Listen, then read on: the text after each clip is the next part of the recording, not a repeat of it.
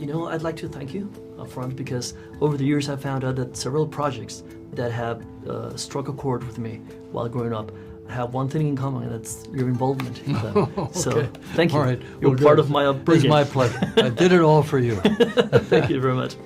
There's a juxtaposition in some of your movies between nature and technology. Yes. And even though you don't demonize technology, sometimes it's being seen as a threat. Sometimes. Absolutely. Yeah.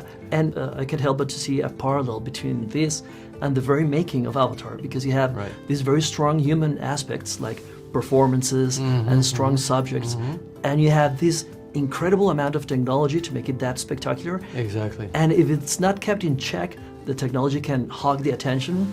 Yeah, exactly. It's about creating a balance, right? So the beautiful part of it is the way in which we do it, which most people aren't clear about. So what I do is I take all of the technology away from the part where I'm working with the actors, and I do it all later. Yeah. So that way I get to have fun as a writer-director. So I create the characters, I create the story. Then we just go into, I think of it as like a sandbox, as like a play space, and almost like theater rehearsal. But it lasts for a long time. It lasts about 18 months. So in an 18-month period, we did all of the capture work for movie 2 and for movie 3 together, right? So that's with Sigourney and Sam and Zoe Saldana and Kate Winslet and Cliff Curtis and all those actors. And it's just purely creative. There's almost no technology from their perspective, right? So we're not waiting to set up lights. We're not waiting to set up a crane move or all of the normal technology of cinema. We push it off. Like a small theater company or something. What's that? Like a small theater company or It's something. exactly like a small theater company. Yeah, and it's not that many people, and it's all in the same room, and we just come in every day feeling like we're going to create something. That's new, great. Right? And people mistake it. They think it's technical. They see somebody in a helmet with a camera right here, and they think, oh, well, this is some kind of weird process, and it must be very intrusive and hard to act. It's exactly the opposite. Yeah. So we start in this very pure state. Then the actors go off and they do other movies without me. And then I work on the cinematography and the editing for like years, literally years. So then I get to geek out. Right? I love that. I love it. Actually, congratulations on that, because you can see the performance shining through, the mannerisms. Yeah. And when you strip everything away, it's a family drama in the context of a conquest piece. Yeah, it's conquest, colonialism, all that, right? Yeah, so I always say it's the war between the takers and the caretakers. Yeah. So the caretakers are the indigenous people that represent and speak for nature, and there are alliances with the Tulkun, who are intelligent, sentient beings, and we see parallels in our own world with whales that we're coming to understand. They have language as complex as ours, which is just now... Which they do, in reality. It's now, it's now really like a thing. It's being understood.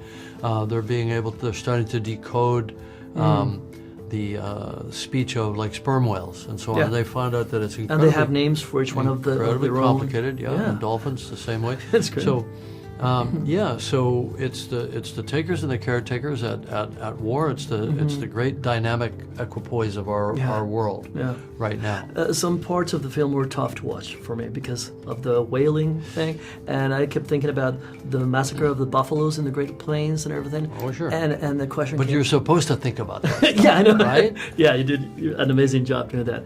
But a question came to me. You're an explorer as well, so I was wondering if you ever found a planet that can sustain human life, would you share it with the world, or would you keep the secret to If yourself? I had my own secret spaceship, let's. I would not tell anybody here. Absolutely not. That's great. I don't trust us to make the right decision. Neither do I. Yeah. A lot of your films have come from dreams. Yes. The Abyss, Terminator, Avatar.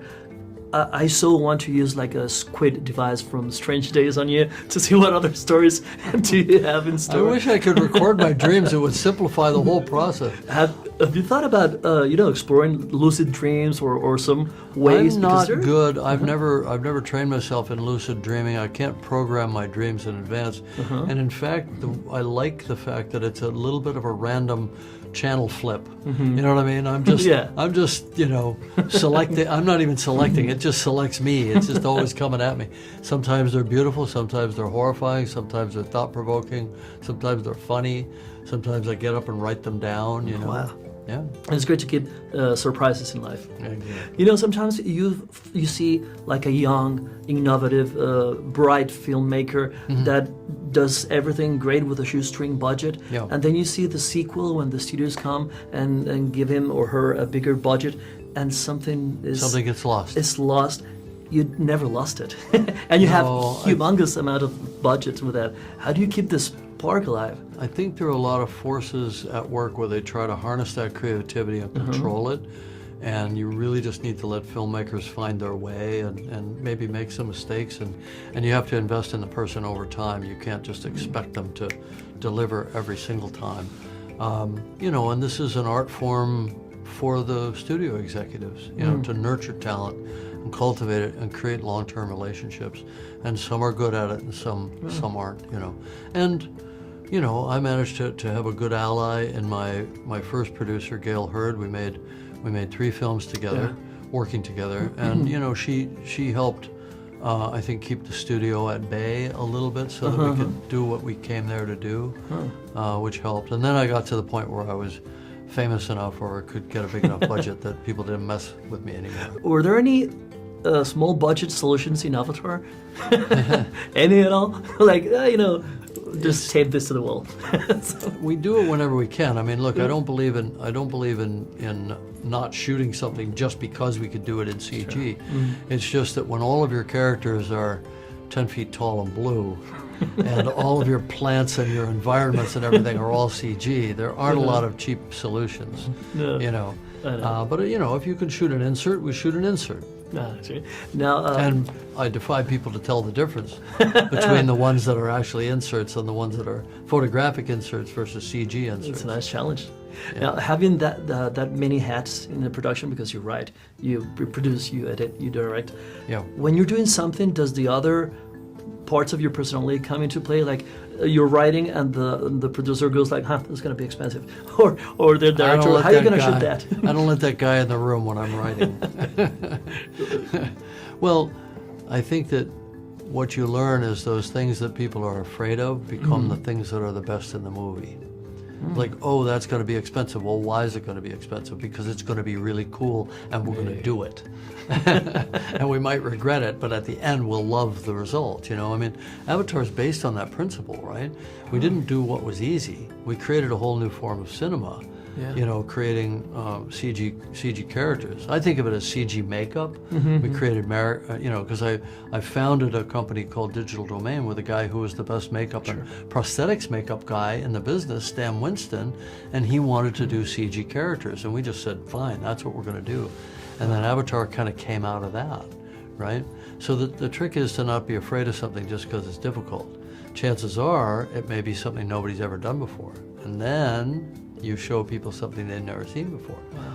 Yeah, so I think it's a little perverse to say that I look for things because they're hard.